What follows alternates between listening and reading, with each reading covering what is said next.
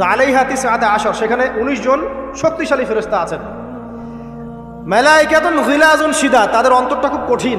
আযাব দেওয়ার সময় যাররা পরিমাণ তারা মায়া দয়া করবেন, আযাব দেওয়ার সময় যাররা পরিমাণ মায়া দয়া তারা করবে না। কবরে যখন ফাসেক জালেম কাফের মুশরিককে পিটানো হবে, তখন কি কেউ মায়া দয়া করবে?